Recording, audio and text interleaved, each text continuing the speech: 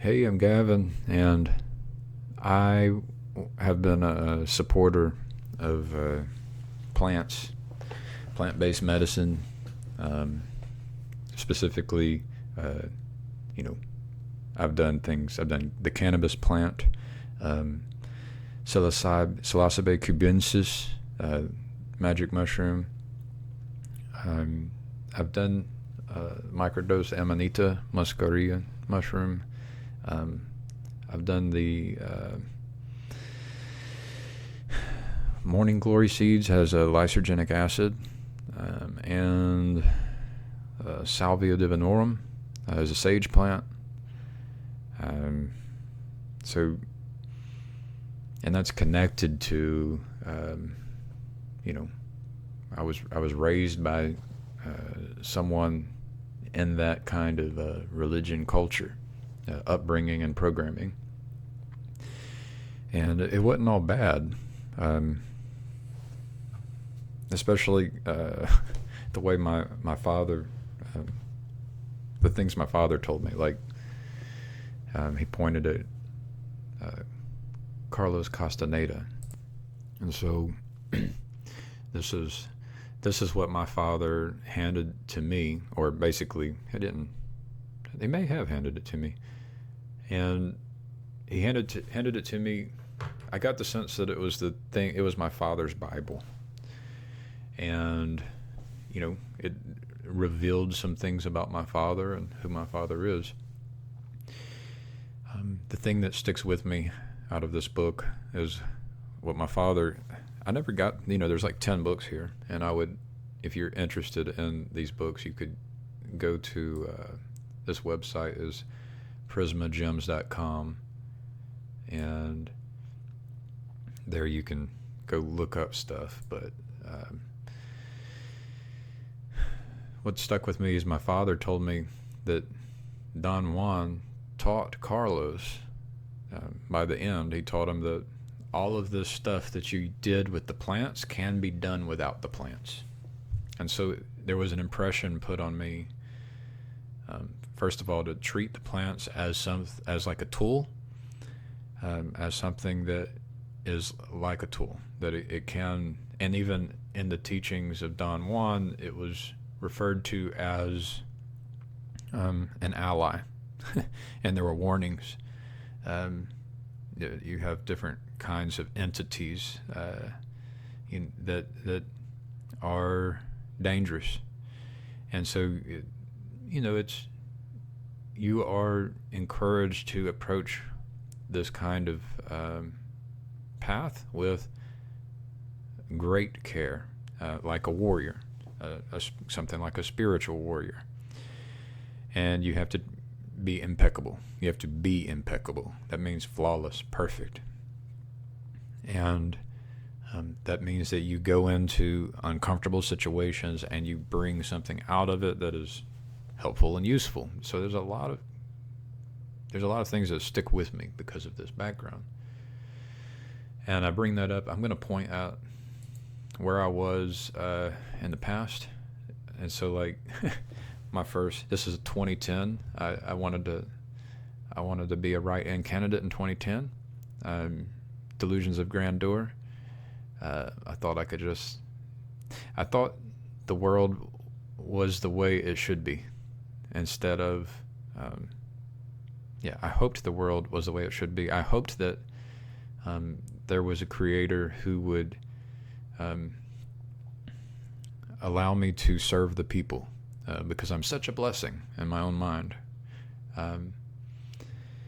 And that's where I was in 2010. And if I've explained how to do a better unemployment system, and it was connected to prisons. And I liked Ron Paul. I still like all these things I'm talking about. They're still with me. Now they have more resolution, but with a point. And there you go, taxation with representation. I love representation. I'm still into representation. And then here it is, legalize marijuana. And the one above it is government work. And behind, in the background, is a picture of Bob Marley. I wonder if I can zoom in on it somehow. All right, so that's the that's the version of me from 11 years ago, February 29th, 2012. And you can see this is the Bob Marley I drew, and I used a picture off the internet, and then I scaled it out, and so it's a 4x4 of white printer paper, and then I scaled it all out, and in the smoke it says mind control. And so I was understanding the power of beliefs, and I'm wondering what this pen, I have a pen here, it might be like a Ron Paul pen, I don't know. I might even talk about it. Anyways, my point is that I'm just kind of show you who I was, because now, we have changes to the Controlled Substances Act coming up, and I was arguing for just getting rid of the Controlled Substances Act. In 11th grade, I wrote a paper on getting rid of the Controlled Substances Act and legalizing marijuana specifically. I've been a fan, but it does concern me. But that's not, we can go into that at some other time. What I want to go into specifically is how it occurred to me, I was watching that, and it's for a lot of people, that this stuff brings about a kind of community and communion. And so at one point I was waking up and just immediately using cannabis, and I would enter into communion with the plant, with an ally. And when you are alone, entering into communion is amazing. It's so amazing. It turns out it's more amazing if you do it with a human, and a lot of good humans. It gets even better. But if you're alone, this plant is fairly nice, and there's a lot of good things that this plant can be used to do. It's an amazing plant. But I do have my concerns about it. Now, and I would encourage Christians to, I think the users of these plants and Christians who don't use the plants, and I would say there's probably Christians who do use for medical reasons or for whatever reasons, but I would compare Christians who don't use these plants and people who do use them. It would be nice if they could be able to come together and form community. And so I need to turn off the audio on desktop so I don't get copyright, but I'm going to play this Soja. And so this came up in my feed because Soja is someone I listen to a lot. Soja is an acronym for Soldiers of Jah Army. And so you can see in this video there's a kind of communion and community going on. I think, I ask myself, are they acting? But, he's actually playing music, and maybe they asked people to come to a party where there would be photographers and stuff. And so I don't think it's entirely acting. And I've been to places like this, and I was having flashbacks of being at places like this where there's a band at the place, and people, are there's things happening. There's substances being consumed. There's mind-altering experience. There's community and communion. It can be very dangerous. Bad people could slip something into your drink. When you become intoxicated, it lowers your inhibitions. The things that you would keep restrained within yourself might come out. It's a dangerous thing to play with. I don't recommend these things. I recommend care. There's just so much caution and care. But I wanted to point at Soja and point at this video that came across my feed, because what's happening is communion and community. I had a coworker that I got very close with. We worked every day, 8 hours a day, for over a year, and he talked about something he'd heard about the leader of the Flat Earth Society. The question was posed: if it was proven that the Earth is not flat, would you leave the Flat Earth Society? And he said no. And it was pretty telling in the mind of my coworker, because what he really wanted was community. And so the Flat Earth Society gives people community, just like Soja, gathering around a musician gives people community. Now, there, with these communities and these practices and rituals and what do they call it? And liturgies? Would you call them liturgies? Let's look up this word liturgy. So, a form of formulary, according to which public religious worship, especially Christian worship, is conducted. And so these bands, around which people can gather, are a kind of liturgy. Also, these plants. I remember many times being in a circle and passing a blunt where you take a cigar, you cut it open, empty out the tobacco. Sometimes you mix the tobacco with the ground up cannabis plant, and you put it back in. Or there's a lot of tricks, but it ends up being liturgical in that there's a circle and you pass this thing around. And sometimes people would get upset if, for example, you broke the rules. If I remember the rule was puff, puff, pass. It was puff, puff, pass. And if you did puff, puff, puff, puff, puff, puff, people would start to get upset. I have piloerection. It's because that's connected to memories that I have.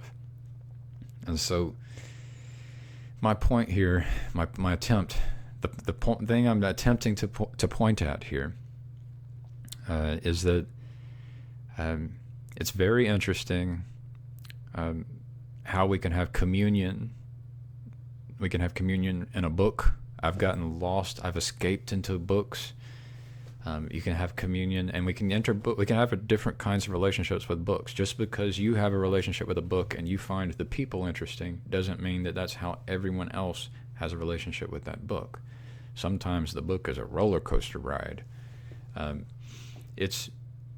So you can have different genres, different. You have communion with these creations, and there's different kinds of relationships you can have with them. And, ultimately it would be nice if we could bring them, integrate them properly. I think that at first that just requires us acknowledging that that's what's happening in the Flat Earth Society. That's what's happening in the people who don't believe in Flat Earth, who are a part of like the scientific institutions, or people who are a part of medicine who don't want to accept the fact that our medical system is killing people, that it can't be trusted in a lot of areas. It can be trusted in a lot of areas, and there's many areas it can't be trusted in. Same thing with our government, and it's all because people are entering into communion where there are relationships which can be improved and communities which can be improved. And it's meaningful. It's very meaningful. It's nice to be with people. Fundamentally, and it's nice to. And if you can't be with people, it's nice to be in communion. And I guess I'll exit with the communion that came to mind for me. Maybe I can find a picture of people doing the thing that I did. I spent a lot of time. One of my liturgies, besides Puff Puff Pass, was video games. I'm going to find that. Well, I could find many of them. So here's a liturgy that I participated in, and sometimes there would be a Puff Puff Pass beforehand, and so some of you may know Leroy Jenkins, and if you don't, what's happening here is you've got your guild leader. Notice the circle. There is a liturgy going on, and people are at their computers all around the world potentially, but maybe just actually it would be probably within a location, unless you were hopping into certain geolocated servers from elsewhere. But you're at your computer. Each person is controlling one of these characters from their computer. You can see the question is from which perspective, who's controlling this one. There is a person here that is controlling it. I could switch this to HD. Let's see, quality, boom. Maybe it'll get better. And they're planning to do a problem together, to solve a problem together. There's a boss. They're going to go and maybe it's Blackwing Lair, I think. The guild I was in, I was kind of a scrub. I've always been at the edge of every group that I've been in. I've always been on the edge. I've never been at the center or near the center. I've always been on the fringe, even in these liturgical practices. even in the puff puff pass liturgical practices. But eventually, the joke here is that someone doesn't do the liturgy properly. All of a sudden, this guy takes off running in and yells, "Leroy Jenkins," and starts the encounter, and everyone else is like, "Hold up, we didn't say go." And basically, the plan did not get executed, and this thing has 23 million views, and that's because there are people who participate in these kinds of communities. I'm going to find another one that's even better, liturgical practice that was a part of my past. All right, so I tried to look for 4 TVs, 4 Xbox, 16 people playing Halo. And this is what I did a lot. I entered into this community where we would, at my house, I had old cheap house, a shack. And I ran a networking cable underneath the floors to connect 4 televisions, and we had box TVs. We didn't have these flat screen TVs, and we had 4 Xboxes and 16 Xbox controllers, and we played Halo, and it was fun. I spent a lot of time playing Halo, first-person shooter with 15 other people, sometimes more, and people would come in. It was very strange when I was like a senior in high school, and I showed up at a college, basically a place for people who are in college, and everything that happens there was happening, but we were playing Halo, and all of a sudden one of the teachers from my public school showed up to the same place. It was very awkward. But yeah, that's what's weird about these kinds of communities is all of a sudden you can have people who participate with the cannabis plant. You have people who are a math teacher at a public school, and you have Halo, people playing video games, and this is all coming together. It would be nice if you had some people who, upheld Jesus who came in here. I would say uphold Jesus more than uphold the Bible, but uphold the Jesus's teachings. And basically the main teachings is to love, to be a loving person. And if you're being a loving person, are you going to tell the police officers and the law enforcers when people are breaking laws that aren't good? Right? So are you a Christian if you call the cops when people are, breaking the law?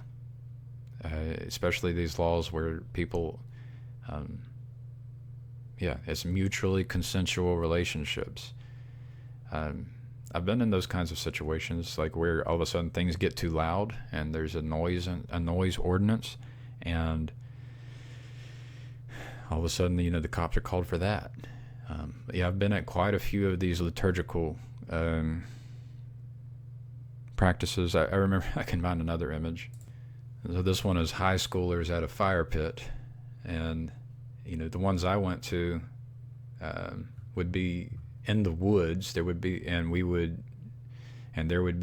just only high schoolers, and so illegal things would happen. And then sometimes law enforcement would show up, which is interesting. So yeah, the people are wanting community. This is why people join gangs. I've heard many testimonies of people joining gangs because it felt like family, felt like friends. So I do think that Christians have to become better Christians. We have to learn how to handle these situations better, handle the situations where there are gangs, handle the situations where there are, young ladies, men and women, males and females, and the ones who have been intoxicated by the plastics, and so they don't really have any sex drive, and so they're sexually confused. That's for real. Let me just shine a light on that one. So my wife was listening to this one. I accidentally let it play a little bit, but this is on Chris Beat Cancer, and Crispy Cancer talks with many people who are interested in the cutting edge and the fringe of medicine. And intoxication is something that happens. It can happen by the things we put in ourselves through our mouth and our eyes and our ears and on our skin, but it can also happen based on the people we're around. So, this process of loving people properly,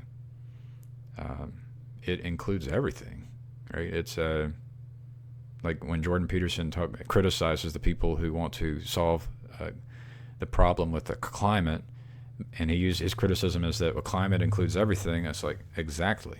Like, we want to make everything better, everything. So we have to, and all of these things are underneath it all. There's people attempting to enter into communion, hungry for community and communion, and doing liturgy, doing practices, and I'd like to see a world where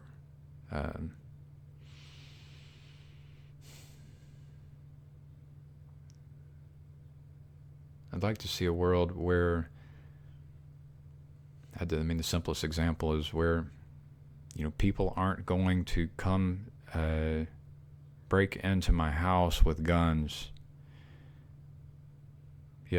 Even though I'm not hurting anybody, even though everyone who is participating in the liturgy is there based on mutual consent.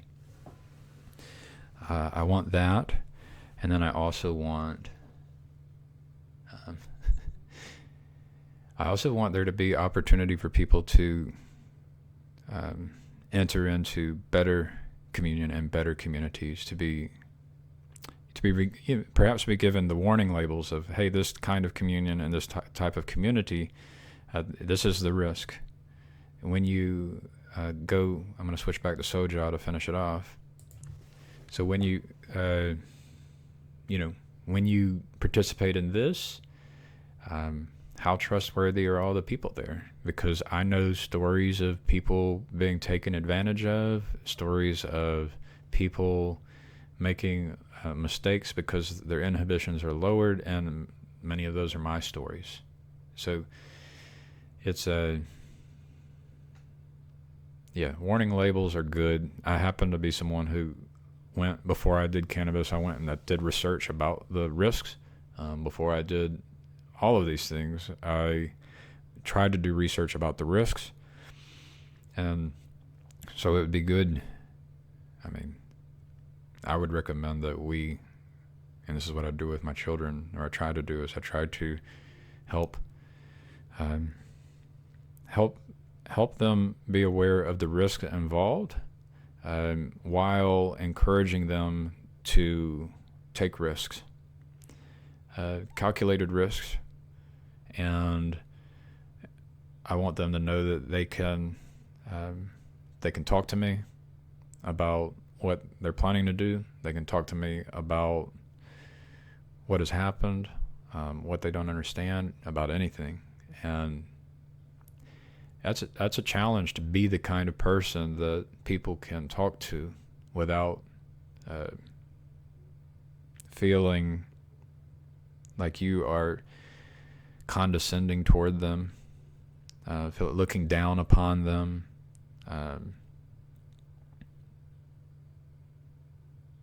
It's a challenging tightrope that we all have to practice doing. So what does the Christian do at this party? Maybe the Christian is the one there who says, hey, let's not fill the bathtub full of liquor and juice with open cups, which makes it easy for people to slip things in people's drinks. And maybe the Christian prepares the drinks. Maybe the Christian provides the environment where people do it. maybe the Christian provides the safe ride home. The Christian can teach and encourage. It's like, hey, the Bible says, or the Orthodox Christian position is no sex before marriage, but hey, for people who are unbelievers, maybe at a minimum bar for all people is let's not do sexual activity while intoxicated. At least the intoxications that we feel with put into our body. And so, like, this would be a good rule. Like, what if in the public education system, instead of,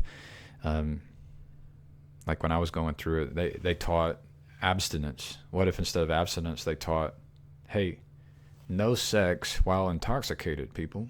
Like, sex is something you should be very careful about. You should respect it.